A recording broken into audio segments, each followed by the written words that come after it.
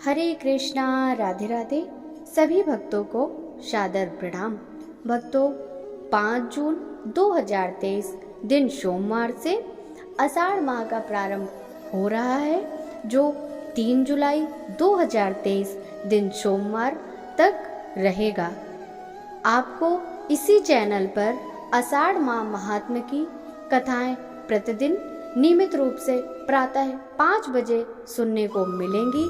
यदि आप सभी भक्तों ने अभी तक चैनल को सब्सक्राइब नहीं किया है तो आप सब कृपया चैनल को सब्सक्राइब कर लें, जिससे आपको आने वाले वीडियो की नोटिफिकेशन तुरंत ही मिल सके। तो भक्तों, चलिए वीडियो शुरू करते हैं। सर्वप्रथम हम सब मिलकर श्री हरि विष्णु को प्रणाम करेंगे।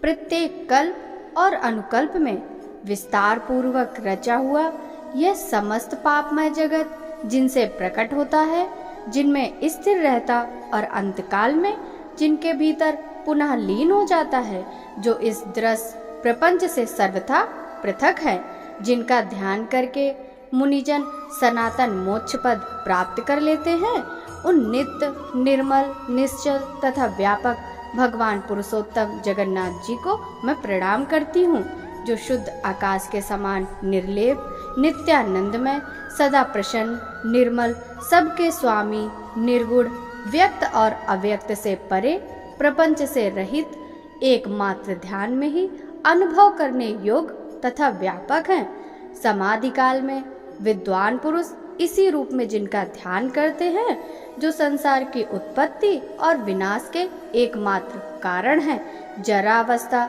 जिनका स्पर्श भी नहीं कर सकती तथा मोक्ष प्रदान करने वाले हैं, उन भगवान श्री हरि को मैं प्रणाम करती हूँ। आषाढ़ मास महात्म्य का पहला अध्याय, जिसमें नैमिषारण्य में श्री सूत जी का आगमन, पुराण का आरंभ तथा सृष्टि का वर्णन श्रवण करेंगे। ओम नमो भगवते वासुदेवाय। पूर्व काल की बात है, परम पुण्यमय पवित्र नैमिषारण बड़ा मनोहर जान पड़ता था। वहाँ बहुत से मुनि एकत्रित हुए थे। भांति भांति के पुष्प उस स्थान की शोभा बढ़ा रहे थे। पीपल, पारिजात, चंदन, अगर, गुलाब तथा चंपा आदि अन्य बहुत से वृक्ष उसकी वृद्धि में सहायक हो रहे थे। भांति भांति पक्षी, नाना प्रकार के मृगों का झुंड, अनेक पवित्र जलाशय तथा बहुत सी बावलियां उस वन को विभूषित कर रही थी। ब्राह्मण, क्षत्रिय, वैश्य, शूद्र तथा अन्य जाति के लोग भी वहां उपस्थित थे। ब्रह्मचारी, गृहस्थ, वानप्रस्थ और सन्यासी सभी जुटे हुए थे। झुंड झुंड की गौएं उस वन की शोभा बढ़ा रही थी। नैमिषारण्यवासी मुनियों का 12 वार्षिक 12 वर्षों तक चालू रहने वाला यज्ञ आरंभ था। जौ, गेहूं, चना, उड़द, मूंग और तिल आदि पवित्र अन्नों से यज्ञ मंडप सुशोभित था। वहां होम कुंड में अग्निदेव प्रज्वलित थे और आहुतियां डाली जा रही थी। उस महायज्ञ में सम्मिलित होने के लिए बहुत से मुनि और ब्राह्मण अन्य स्थानों से आए। स्थानीय महर्षियों ने उन सबका यथा योग्य सत्कार किया। ऋत्विजों सहित वे सब लोग आराम से बैठ गए। तब परम बुद्धिमान लोमहर्षण सूत जी वहां पधारे। उन्हें देखकर मुनिवरों को बड़ी प्रसन्नता हुई। उन सब ने उनका यथावत सत्कार किया। सूत जी भी उनके प्रति आदर का भाव प्रकट करके एक श्रेष्ठ आसन पर विराजमान हुए। उस समय सब ब्राह्मण सूत जी के साथ वार्तालाप करने लगे। बातचीत के अंत में सबने व्यास शिष्य लोमहर्षण जी से अपना संदेह पूछा। मुनि बोले, साधु शिरोमणे, आप पुराण, तंत्र, छहो शास्त्र, इतिहास तथा देवताओं और दैत्य के जन्म, कर्म एवं चरित्र सब जानते हैं। वेद शास्त्र, पुराण, महाभारत तथा मोक्ष शास्त्र में कोई भी ऐसी बात नहीं है जो आपको ज्ञात ना हो। महामते, आप सर्वज्ञ हैं, अतः हम आपसे कुछ प्रश्नों का उत्तर सुनना चाहते हैं। बताइए, यह समस्त जग कैसे उत्पन्न हुआ, भविष्य में इसकी क्या दशा होगी, स्थावर जगमय रूप संसार सृष्टि से कहाँ लीन था और कहाँ लीन होगा। लोमहर्षण जी ने कहा, जो निर्विकार शुद्ध नित्य परमात्मा एक रूप और सर्व विजयी है, इन भगवान विष्णु को नमस्कार है। जो ब्रह्मा विष्णु और शिव रूप से जगत की उत्पत्ति पालन तथा संहार करने वाले हैं, जो भक्तों को संसार सागर से तारने वाले हैं, उन भगवान को प्रणाम है।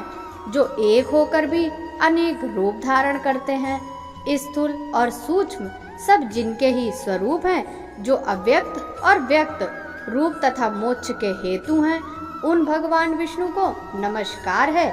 जो जगत की उत्पत्ति पालन और संहार करने वाले हैं, जरा और मृत्यु जिनका स्पर्श नहीं करती, वो सबके मूल कारण हैं, उन परमात्मा को विष्णु को नमस्कार है।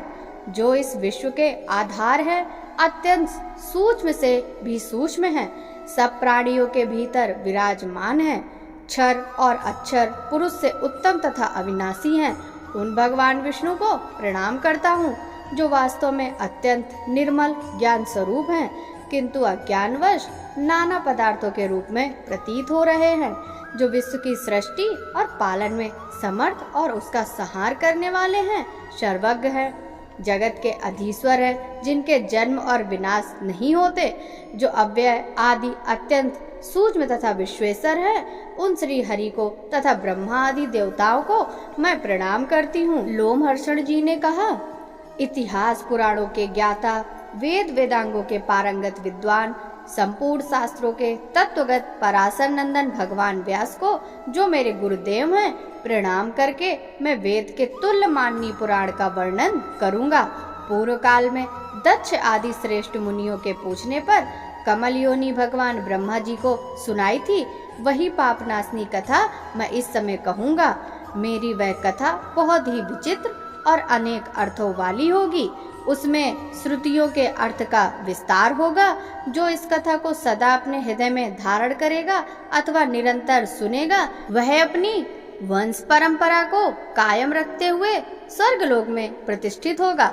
जो नित्य सद सत्व रूप तथा कारणभूत अव्यक्त प्रकृति है, उसी को प्रधान कहते हैं। उसी ने पुरुष ने इस विश्व का निर्माण किया है। मुनिवरों, अमित तेजस्वी ब्रह्मा जी ही पुरुष समझो, वे समस्त प्राणियों की सृष्टि करने वाले तथा भगवान नारायण के आश्रित हैं।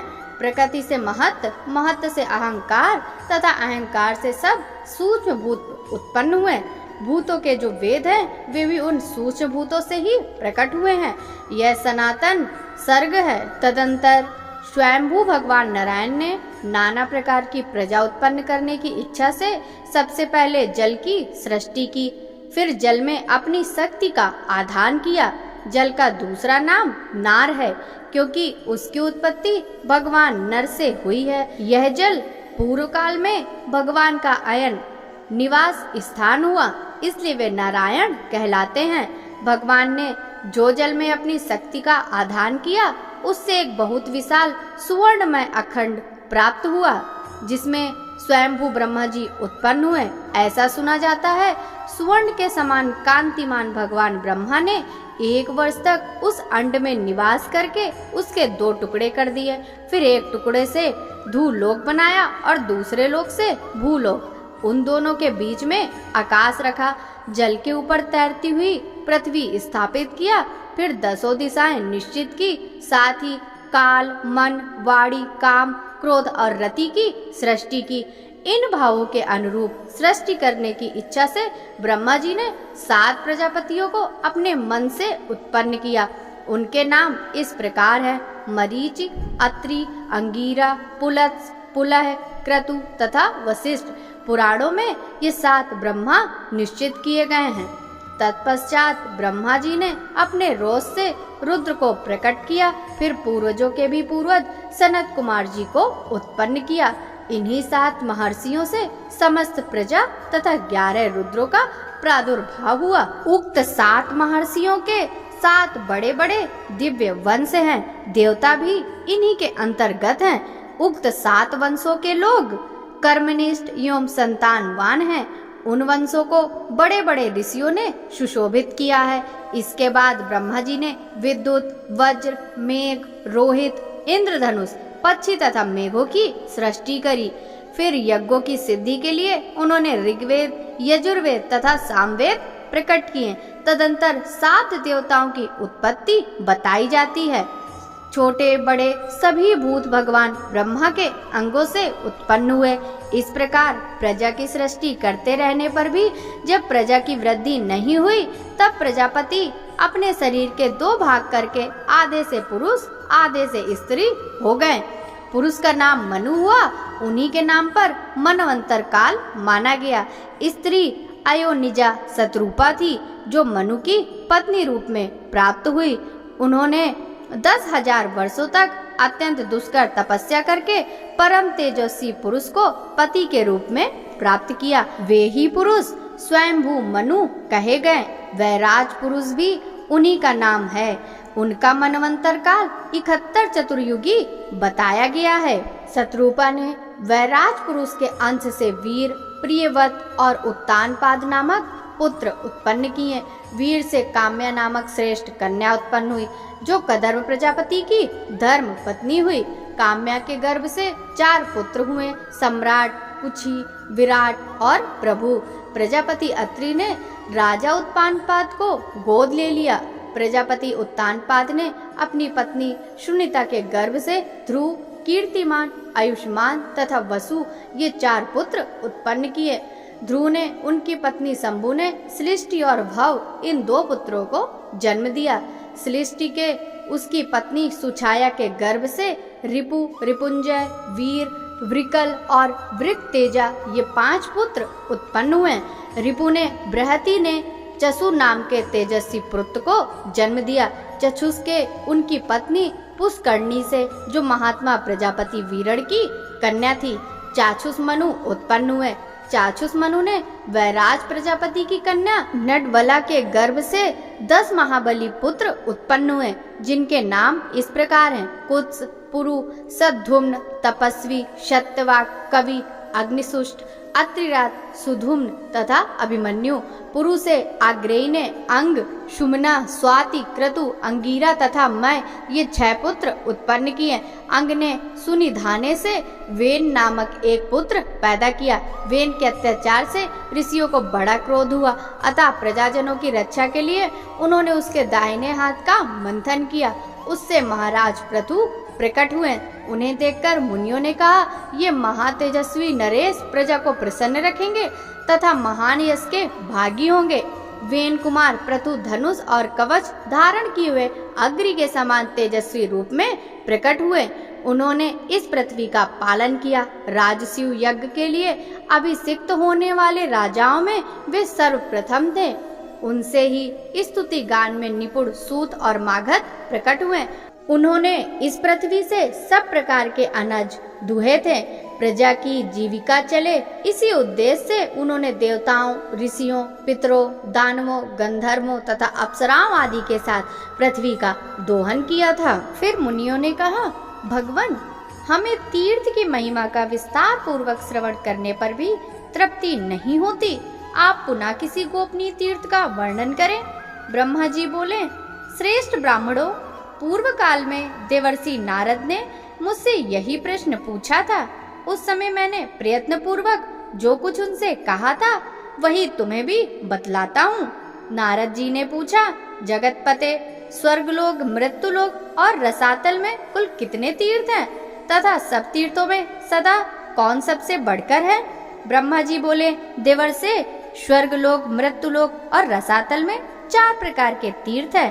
देव, आसुर, आर्ष और मानुष ये तीनों लोकों में विख्यात हैं।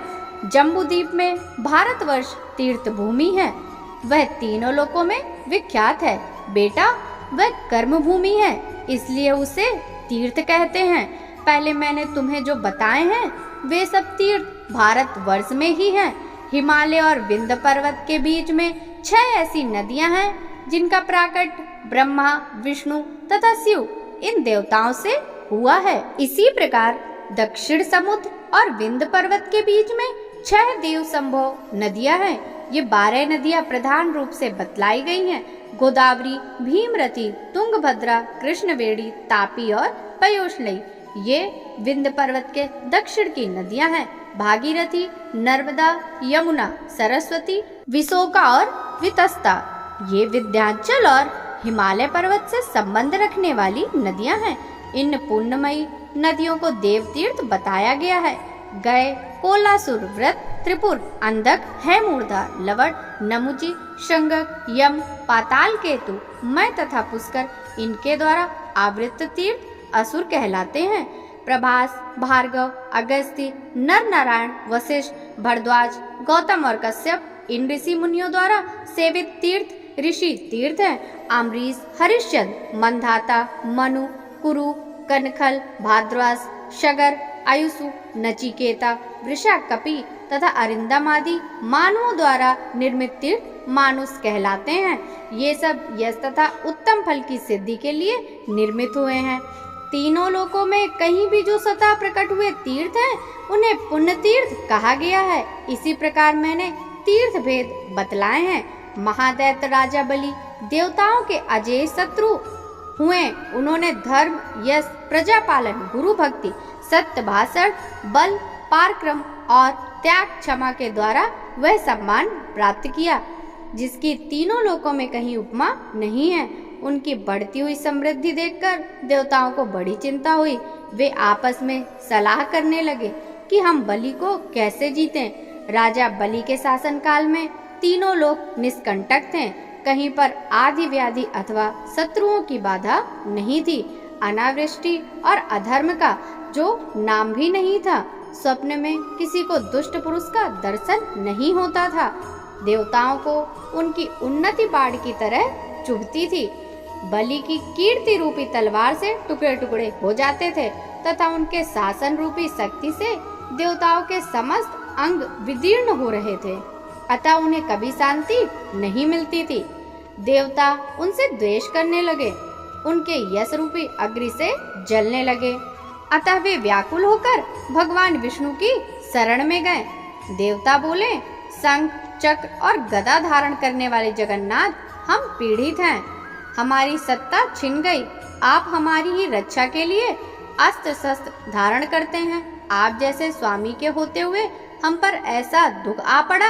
हमारी जो वाणी आपको प्रणाम करती थी वही एक दैत्य को कैसे नमस्कार करेगी।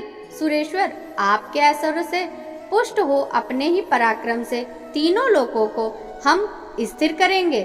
दैत्य को कैसे नमस्कार करें। देवताओं का यह वचन सुनकर दैत्यों का संहार करने वाले भगवान ने देवकार की सिद्धि के लिए इस प्रकार कहा।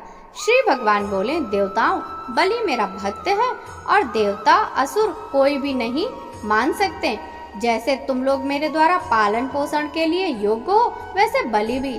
मैं बिना युद्ध के ही स्वर्ग में बलि का राज छीन लूंगा और बलि को बांधकर तुम्हारा राज्य लौटा दूंगा। ब्रह्मा जी कहते हैं, बहुत अच्छा। कहकर देवता स्वर्ग में चले गए। इधर देवता के स्वामी भगवान विष्णु ने अदिति के गर्भ में प्रवेश किया। उनके जन्म के समय अनेक प्रकार के उत्सव होने लगे। यज्ञेश्वर यज्ञ पुरुष ही वामन रूप में अवतीर्ण हुए। उसी समय बलवानों में श्रेष्ठ बलि ने अश्वमेध यज्ञ की दीक्षा ली। प्रधान ऋषि तथा वेद वेदांगों के ज्ञाता पुरोहित शुक्राचार्य ने उस यज्ञ का आरंभ किया। स्वयं शुक्र ही यज्ञ के आचार्य थे। उन्होंने यज्ञ में हविष्य का भाग लेने के लिए जब सब देवता निकट आए, दान दो, भोजन करो, सबका सत्कार करो, पूर्ण हो गया इत्यादि सब यज्ञ मंडप में गूंजने लगे। उसी समय विचित्र कुंडल धारण किए साम गान करते हुए वामन जी धीरे धीरे यज्ञशाला में आए। आने पर यज्ञ की प्रशंसा करने लगे। शुक्राचार्य जी ने उन्हें देखते ही समझ लिया कि ये ब्राह्मण रूपधारी वामन देवता वास्तव में दैत्यों के विनाशक, यज्ञ और तपस्या के फल देने वाले और राक्षस कुल का संहार करने वाले साक्षात विष्णु हैं। बलवानों में श्रेष्ठ महातेजस्वी राजा बलि क्षत्रिय धर्म के अनुसार विजयी होकर भक्ति पूर्वक धन का दान करते हुए अपने पत्नी के साथ यज्ञ की दीक्षा लेकर बैठे थे और भविष्य का हवन करते हुए यज्ञ पुरुष का ध्यान कर रहे थे। शुक्राचार्य जी ने वामन जी को पहचान कर तुरंत ही राजा बलि से कहा, राजन, ये जो बौने शरीर वाले ब्राह्मण तुम्हारे यज्ञ में आए हैं, ये वास्तव में ब्राह्मण नहीं, यज्ञवाहन यज्ञेश्वर विष्णु हैं। प्रभु, इसमें तनिक संदेह नहीं कि ये देवताओं का हित करने के लिए बाल रूप धरकर तुम्हें कुछ याचना करने आए हैं। अतः पहले मुझे सलाह लेकर पीछे उन्हें कुछ देना चाहिए। यह सुनकर शत्रु विजयी बलि ने अपने पुरोहित शुक्राचार्य से कहा, मैं धन्य हूँ जिनके घर पर साक्षात यज्ञेश्वर मूर्तिमान होकर पधारते हैं और कुछ याचना करते हैं। अब इससे सलाह लेने की योग कौन सी बात रह जाती है। यो कहकर पत्नी और पुरोहित शुक्राचार्य के साथ राजा बलि उस स्थान पर आए जहाँ अदिति नंदन वामन जी विराजमान थे। राजा ने हाथ जोड़कर पूछा, भगवान बताइए आप क्या चाहते हैं। तब वामन जी ने कहा, महाराज केवल 3 पग भूमि दे दीजिए और किसी धन की मुझे आवश्यकता नहीं। बहुत अच्छा कहकर राजा बलि ने रत्न जड़ित कलश से जल दिया और वामन जी को भूमि संकल्प करने की दे दी। सभी महर्षि शुक्राचार्य चुपचाप देखते रहे। वामन जी ने धीरे से कहा, राजन स्वस्ति, आप सुखी रहें, मुझे मेरी नापी हुई 3 पग भूमि दे दीजिए। बलि ने तथास्तु कहकर ज्यों ही वामन जी की ओर देखा, वे विराट रूप हो गए। चंद्रमा और सूर्य उनकी छाती के सामने आ गए। उन्होंने इस रूप में देखकर स्त्री सहित दैत्यराज बलि ने विनय पूर्वक कहा, जगन्मय विष्णु, आप अपनी शक्ति भर पैर बढ़ाइए। विष्णु बोले, दैत्यराज देखो मैं पैर बढ़ाता हूँ। बलि ने कहा, बढ़ाइए, अवश्य बढ़ाइए। तब भगवान ने पृथ्वी के नीचे स्थित कच्छप की पीठ पर पैर रखकर पहला पग बलि के यज्ञ में रखा, किंतु उनका दूसरा पग ब्रह्मलोक तक जा पहुंचा। उस समय उन्होंने बलि से कहा, दैत्यराज मेरा तीसरा पग रखने के लिए तो स्थान ही नहीं है, कहाँ रखूं, स्थान दो। यह सुनकर बलि ने हंसते हुए कहा, जगन्मय देवेश्वर, आपने ही तो जगत की सृष्टि की है, मैं तो इसका सृष्टा नहीं हूँ। यदि यह छोटा या थोड़ा हो गया तो इसमें आपका ही दोष है, मैं क्या करूँ। केशव, फिर भी मैं कभी असत्य नहीं बोलता। यदि मेरी सत्य की रक्षा करते हुए आप अपना तीसरा पग मेरी पीठ पर ही रखिए। बलि का यह वचन सुनकर वेद त्रय रूप देव पूजित भगवान प्रसन्न होकर बोले, दैत्यराज मैं तुम्हारी भक्ति से बहुत प्रसन्न हूँ, तुम्हारा कल्याण हो, कोई वर मांगो। तब बलि ने जगत के स्वामी भगवान त्रिविक्रम से कहा, अब मैं आपसे याचना नहीं करूँगा। तब भगवान ने स्वयं ही प्रसन्न होकर उन्हें मनवांछित वर दिया। वर्तमान समय में रसातल का राज्य, भविष्य में इंद्रपद, स्वतंत्रता तथा अविनाशी यश आदि प्रदान किए। इस प्रकार दैत्यराज बलि को यह सब कुछ देकर भगवान ने उन्हें पुत्र और पत्नी सहित रसातल में भेज दिया और इंद्र को देवताओं का राज्य अर्पित कर दिया। इसी बीच में उनका जो दूसरा पग मेरे लोक में पहुंचा था, उसे देखकर मैंने सोचा, यह मेरे जन्मदाता भगवान विष्णु का चरण है, जो सौभाग्यवश मेरे घर पर आ पहुंचा। इसीलिए मैं क्या करूं जिससे मेरा कल्याण हो। मेरे पास यह जो श्रेष्ठ कमंडल है, उसमें शंकर का दिया हुआ पवित्र जल है। यह जल उत्तम, वरदायक, शांतिकारक, सुबद भोग, मोक्ष का दाता, विश्व के लिए मात्र रूप, अमृतमय, पवित्र औषध, पावन, पूज्य, ज्येष्ठ, श्रेष्ठ, गुणमय तथा स्मरण मात्र से लोगों को पवित्र करने वाला है। यह जल मैं अपने पिता को अर्घ्य रूप में अर्पित करूंगा। यह सोचकर मैंने वह जल भगवान के चरणों में अर्घ्य रूप से चढ़ा दिया। वह मंत्र युक्त अर्घ्य जल भगवान विष्णु के चरणों में गिरकर मेरु पर्वत पर पड़ा और 4 भागों में बंटकर पूर्व, दक्षिण, पश्चिम तथा उत्तर दिशा में पृथ्वी पर जा पहुंचा। दक्षिण में गिरे हुए जल को भगवान शंकर ने जटाओं में रख लिया। पश्चिम में जो जल गिरा वह फिर कमंडलू में ही चला गया। उत्तर में गिरे हुए जल को भगवान विष्णु ने ग्रहण किया तथा पूर्व में जो जल गिरा उसे देवताओं ने, पितरों ने, लोकपालों ने ग्रहण किया। अतः वह जल अत्यंत श्रेष्ठ कहा जाता है। भगवान विष्णु के चरणों से निकलकर दक्षिण दिशा में गिरा हुआ जल जो भगवान शंकर की जटाओं में स्थित हुआ, पर्व के समय शुभ योदय करने वाला है। उसके प्रभाव का स्मरण करने से समस्त अभिलषित वस्तुओं की प्राप्ति हो जाती है। भगवान शंकर की जटाओं में जो दिव्य जल आकर स्थित हुआ, उस कथा का वृतांत हम आगे कल की कथा में श्रवण करेंगे। भक्तों, यदि आप सभी को यह वीडियो पसंद आया हो तो इस वीडियो को ज़्यादा से ज़्यादा भक्तों के साथ शेयर कीजिएगा। साथ ही चैनल को सब्सक्राइब कीजिएगा, वीडियो को लाइक कीजिएगा। कमेंट बॉक्स में जय श्री हरि विष्णु लिखना बिल्कुल भी मत भूलिएगा। आपसे मिलते हैं इसी तरह की अगली वीडियो में। तब तक सभी भक्तों को हरे कृष्णा, राधे राधे।